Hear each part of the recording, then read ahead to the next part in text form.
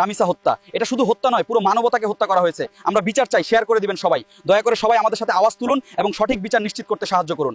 ও আমার একটা হৃৎপিণ্ড, সেটাই আল্লাহ নিয়ে গেছে। পরশুদিন বলছে, বাবা আমার একটা বরকা কিনে দাও। মোবাইলে আমার নাম হলো 500 ছবি আছে। আমি এখনো সাহস পাইনি আমার মেয়ের একটা ছবি বের করে দেখতে।